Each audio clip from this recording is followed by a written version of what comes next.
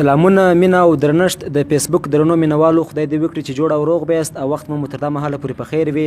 سمیع الله غفران یم او زما تخنیکي همکار ښاغلی ملت مینهپال مې همکاري کوي.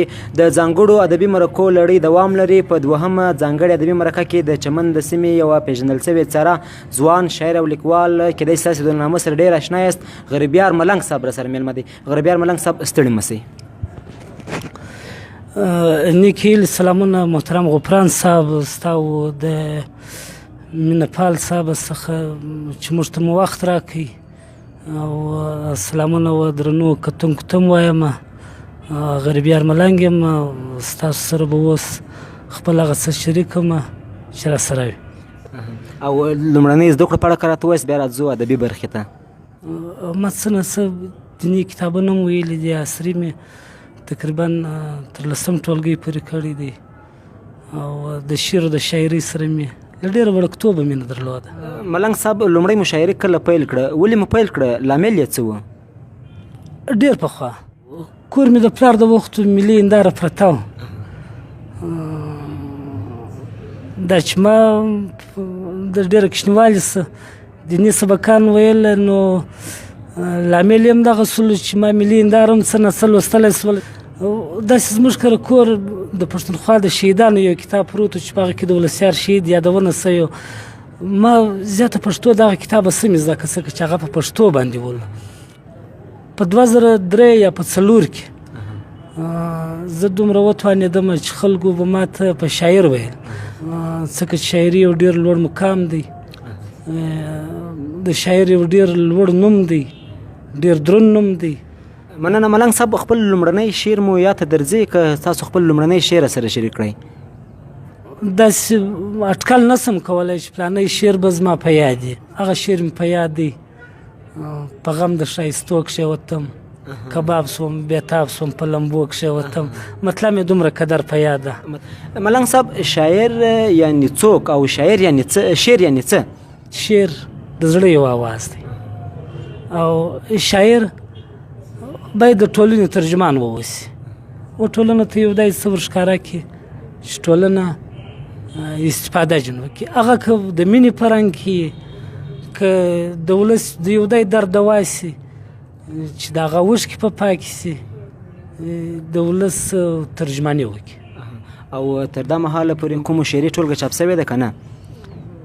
زه په خپله شعر ډېر کم لیکم. تقریبا په 2014 کې زما یوه شعري ټولګه چاپ شوله، ته مې نه ولیدې. بیا مو په هغه کې تقریبا 42 غزلې دي، او 14-15 نظمونه پکښې کې واړه.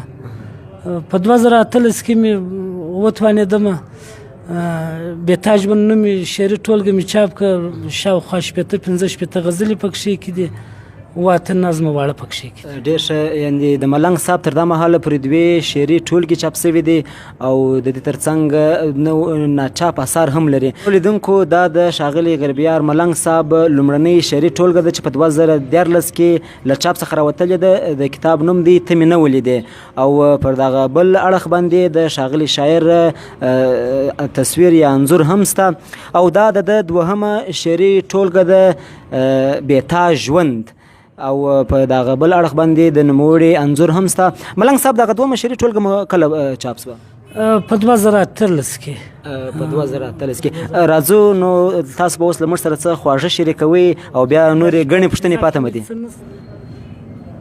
وي به یې خوشبو په قدمونو کې، وي به یې خوشبو په قدمونو کې، اوښکې پسې اوري په ګلونو کې، او زه و هغه یو د بل په زړونو کې، بلې د لمبې په دریابونو کې. زه و هغه یو د بل په زړونو کې، بلې د لمبې په دریابونو کې.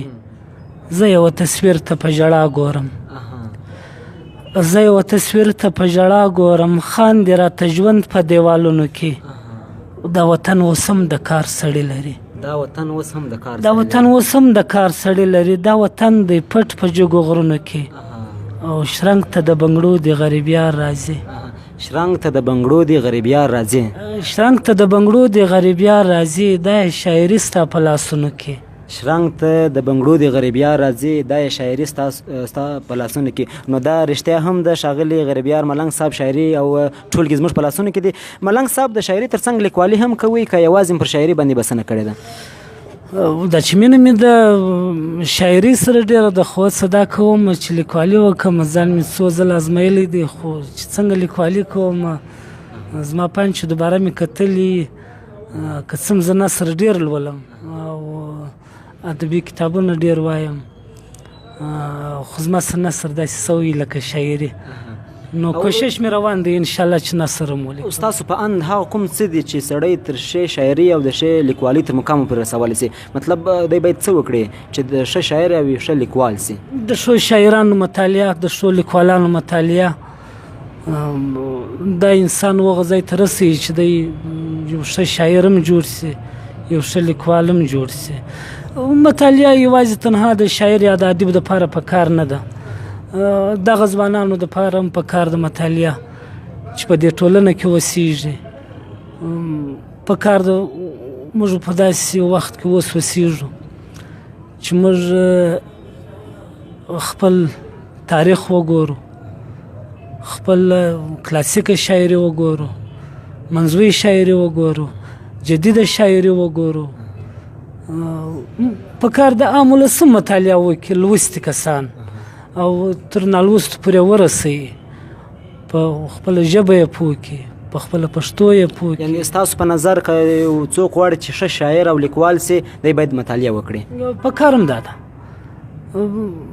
فعلا خو به شاعر دغه څه دا وي کوشش به یې دا وي چې پر خپله ژبه خو به دی عبور لري او کومې ګاونډۍ ژبې چې زموږ سره ملي دي یا زموږ په ژبه کې مروجې دي ځینې لغات یې پر هغو ژبو باندې هم څه نه څه زده کړه ولري که پر برلاسه یې خو بیا ډېر ښه چې په پردیو ژبو کې مطالعه وکړي هغه هم خپلې ژبې ته راوژباړي هغه څه یې چې زموږ به وطن زموږ به ټولنه زموږ به پښتون قام ته یو داسې څه ور نصیب کړي چې ور وبخښي چې ګټه ترې واخلو. ډېر ښه.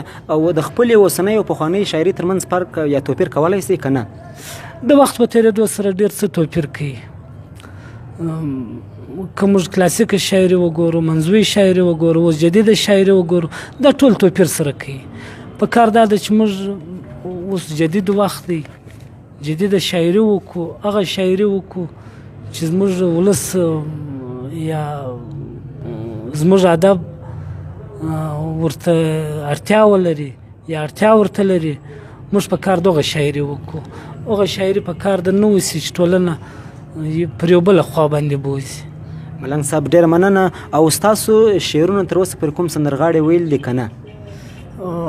دا خو دغه سوال وکړي لکه چې تا اورېدلي شاید زما ډېرې سندرې ښځینه سندرغاړو به هم ویلي او زموږ د سیمو زیاتره سندرغاړو چې په دې کې نور محمد نورک شوقي راځي چې پر جنوبي پښتونخوا د افغانستان پر سایډ پر خیبر پښتونخوا باندې تر ډېره د شهرت لري د رقم عبدالرازق افغان شوقي دی ثاني ویله چې تر ډېره د پرې زما شاعري ویلې ده ځینې سیمه ییز سندرغاړي هم شته چې کله کله په بنډارونو کې هغه شعرونه وایي. او ملنګ صاحب راځو اورېدونکي په تمه دي یو بل نظم یا یو غزل در څخه اورو.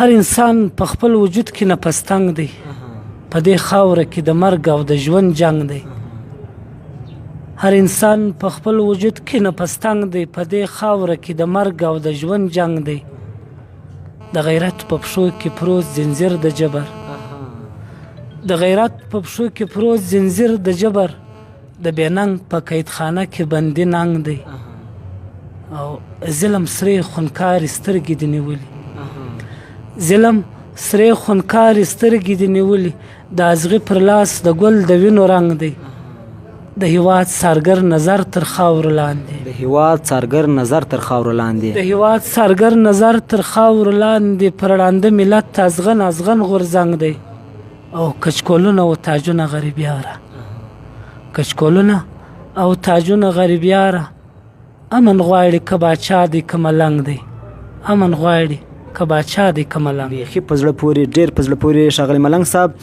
شاعري په ځانګړو حالاتو کې کېږي که نه په هر حالت کې سړی کولی شي شعر ولیکي؟ پر شاعر باندې د ټولنې ډېر څه اغېزه کوي. خدای مکه په ښار کې چاودنه وسي، چاودنه پر شاعر باندې بېل اغېزه کوي. دلته ژورنالیست په بېل نظر وګوري و دې ژورنالیست هغه څه لیکي چې دومره شهیدان سو، دومره زخمیان سو، خو نه پر شاعر باندې دغه اغېزه د ده په شعر کې هغه وخت ځان اسپوي چې دی درد وویني.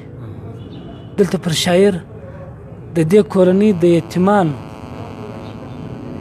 انځور ګرځي د ده پر زړه باندې، د ده حافظې هغه بره مور اوښکې د ده په دماغ کې وګرځېږي، د ده پر حافظه باندې هغه سرتوره خور وګرځېږي.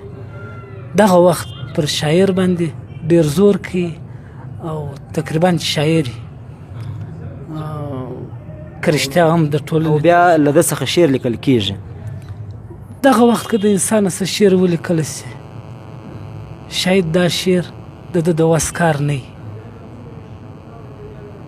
شاید دا هغه شعر وي چې دله راغلی پر دی غلبه کړې. ځکه چې زموږ شعرونه ولې د غمه سره مخامخ دي، زموږ شاعري ولې دومره غمجنه ده، ولې د یتیمانو ډکه ده، ولې د کونډانو د بغارو ډکه ده، ولې یو سرتوره مور کې انځورېږي. خو موږ وطن دغسې د غمه ډک دی، زموږ خاوره دغسې د غمه ډکه ده. ملنګ صاحب راځو په پښتو شاعري کې د نورو ژبو توري کارول، د انګلیسي، اردو یا داسې نور څه ډول ارزوي؟ ځینې شاعران د پښتو ترڅنګ په پښتو شاعري کې د نورو ژبو توري کاروي، څه ډول په کومه سترګه ورته ګوري؟ ځینې توري د غضنفر صاحب د جادوګر هنر په اصطلاح باندې چې هغه زموږ دود دی، دا که موږ په جدیده شاعري کې راوړو زموږ دود دی. ځینې هغه پردي توري چې ولس نه په پوهېږي، ستا د قام وګړي نه په پوهېږي، څه ترې ترلاسه کولی نه شي، هغه خدای دې وکړي چې د هرې ژبې به یې زما پند په ژبه کې، په ادب کې په کار دا ده چې هغه څه رانه وړلی شي چې زموږ به ولس ته ګټه نه رسوي. که څه هم موږ د کلاسیک شاعري ډېر الفاظ پردي په خپله شاعري کې لرو، یا ډېر اوس هم رواج د زموږ په ژبه کې، په پښتو کې، په هغه به ډېر انسانان پوهېږي. خو لیکن چې و جدید دور ته راوتلي یو، جدیده شاعري کوو، باید پښتو غني ژبه ده چې تر اوسه پورې به ډېرو شاعرانو د دې خپلې ژبې د لغاتو یا د الفاظو پوره په شاعري کې راوړی نه وي. خو بیا هم د کوشش که دا وي چې زه پردۍ ژبه راوړم، یا به دا زما کمال وي. هغه د محمد ګل خان مومن شعر دی تقریبا چې پردۍ ژبه زده کول که لوی کمال دی، خپله ژبه هېرول بې کمالي ده. خو په کار نه ده چې سړی پردۍ ژبه په خپله شاعري کې کار کړي یا په خپل ادب کې ګډه کړي، ځکه چې موږ خپله ژبه ډېره غني ژبه لرو. او د سولې او د امن په راتګ کې د شاعر څومره رول دی؟ شاعر څنګه کولی شي چې خلک وهڅوي سولې او امن ته؟ ما چې تر ډېره د پورې اورېدلي دي، یا ځینې ادبپوهان چې ما کتلي دي، شاید په دې کې د شاعر ډېر لوی کمال دی، څه کمال لیدلی دي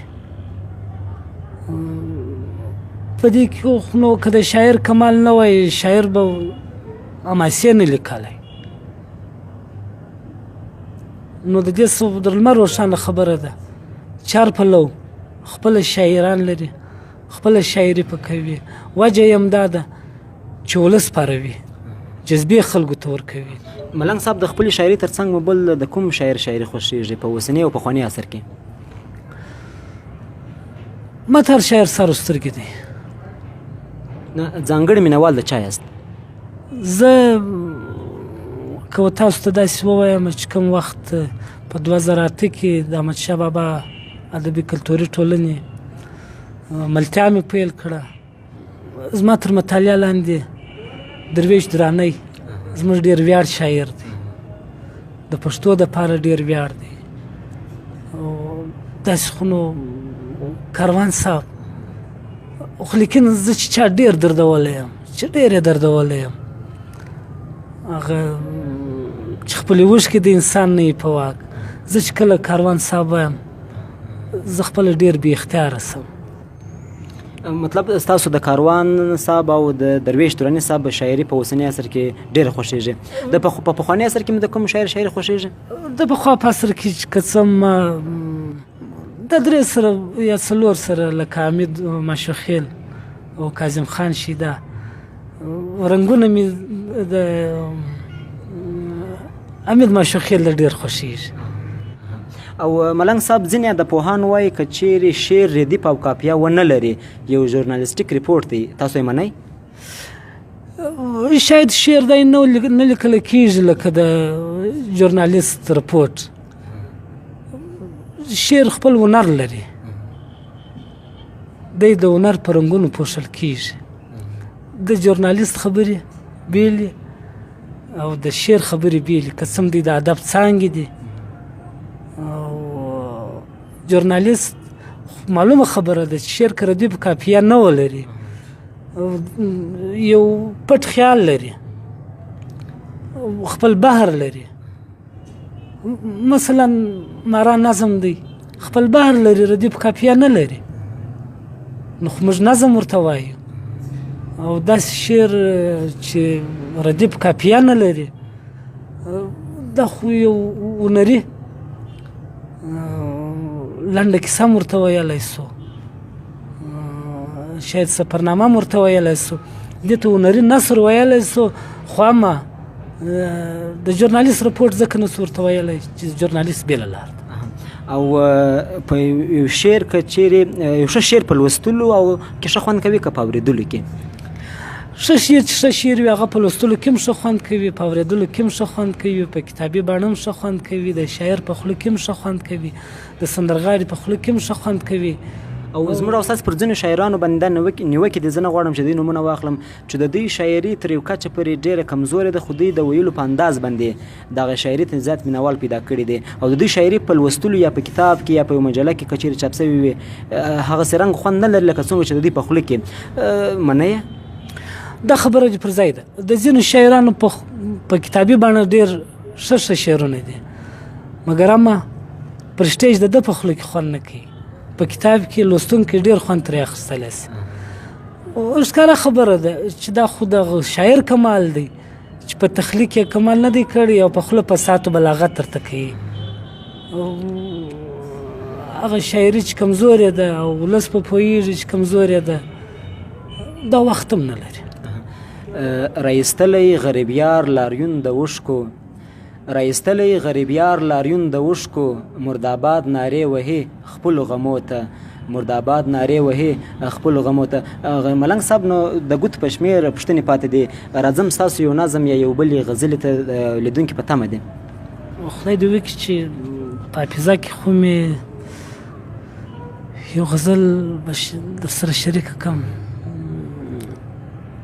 رابطې د سترګو پرېکه رابطې د سترګو پرېکه زما د زړه دی په تماس کې رابطې د سترګو پرېکه زما د زړه دی په تماس کې دا واړه دې مرور وي خان د کلي مې په لاس کې او د ښکلا شونډې مسکۍ سوې رنګیني مې کړه راټوله د ښکلا شونډې مسکۍ سوې رنګیني مې کړه راټوله خوشبويي مې وچښله د ګلونو په ګلاس کې او د یوې مینې یاري د زړه دی پټ په هوسونو د یوې مینې یاري د زړه دی پټ په هوسونو زندګي مې په خندا ده په یوه جوړه لباس کې او د زلمیو کمربند دی د هیواد ملا په تړلې د زلمیو کمربند دی د هیواد ملا په تړلې د غیرت سترګې چې سرې سي جنګ یې نه وي په وسواس کې څه غربت دی غوړېدلی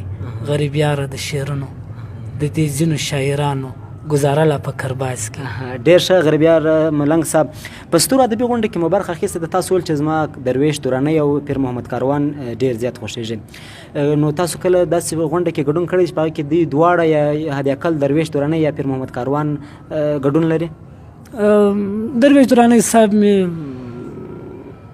ډېر د نږدې سره ورسره پاته سوی یم. په غونډو کې مې لیدلی دی، په غونډو کې مې د تول لیدلی دی.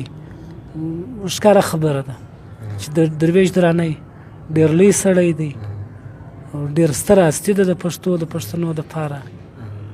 او د تر شاعري ما د پر نثر باندې ډېر ښه خوند ترلاسه کړی. او ملنګ صاحب په لوی کور افغانستان کې په سرنۍ مشاعرې ډېرې ترسره کېږي، په کابل، په زابل، په ننګرهار، په کندهار کې، او هر مشاعره ځان ته بیل نوم لري. دغه مشاعرو ته د پښتونخوا څخه شاعران بلل کېږي یا دوی ورځي که نه؟ ستاسو د لوی افغانستان د شاعرانو تګ راتګ څه ډول دی؟ چې کله د هلمند سیند مشاعره دامن په کلو کې کېږي، خدای دې افغانستان تل آباد لري. امین امین. الله دې آباد کړي. خدای دې سوله راولي. خدای دې سوله راولي. لږو به رانیولې تر چمنه چې د دوی وس کار کوي، کم شاعرانو سره چې دوی رابطې لري د چمنه پورې، دا ټولې طلبلې دي. د دې هر څه هغو خلکو پر غاړه اخیستې دي. د دې تګ راتګ په ډېرو سترو غونډو کې چې هلته ډېر پیاوړي لیکوالان، ښه استادان ګډون لري. زموږ د پښتونخوا ته ډېر په قدر کتلي دي. دا خلک د ځان بولي، دا ژبه د ځان بولي. درنو لیدونکو، له ښاغلي غریبیار ملنګ صاحب سره زموږ مرکه پای ته رسېږي. په وروستیو کې ملنګ صاحب څه پیغام لري ځوانانو ته او په ځانګړي ډول شاعرانو لیکوالانو ته؟ د دوی دنده څه جوړېږي؟ تاسو پیغام ورته څه دی؟ شاعر یا ادیب همیشه دا نارې وایي چې د ولس سترګې یم، د ولس ترجمان یم. که څه ځان نه یادوي بل شاعر ته ګوته نسي. شاعر په کار د ولس ترجمان سي، رښتینی ترجمان سي. نو غږ مون پر شاعرانو دغه دی چې رښتینی شاعري وسي، نوې شاعري وسي چې پښتو ورته اړتیا لري، نوی ادب پر مخ بوځو.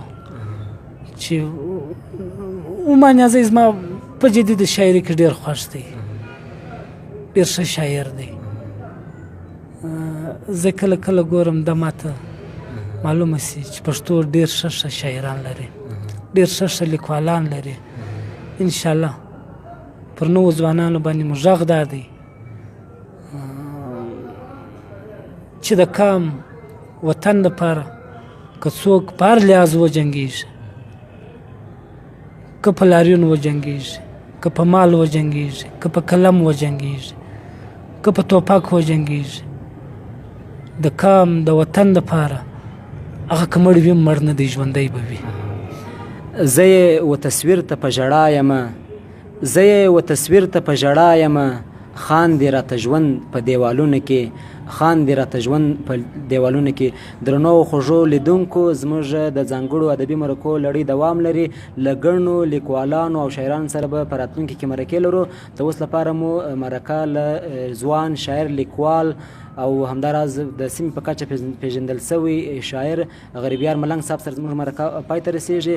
ستاسو له کتلو او له حوصلې څخه نړۍ مننه. ملنګ صاحب، ستاسو هم ځانګړې مننه چې موږ ته مو وخت راکړ او زموږ سره ادبي خواله وکړه. مننه. ژوندي اوسئ، الله مو قدر وکړه، تل پر دې خپل ادبپاله ژوند باندې ښه ژوند او لړۍ ولرئ. درنو لیدونکو سره یوه نړۍ مننه کوم. خوشحاله اوسئ او په زموږ له تخنیکي همکار غلي ملت مینه پال صاحب څخه هم ځانګړې مننه. ژوندي اوسئ.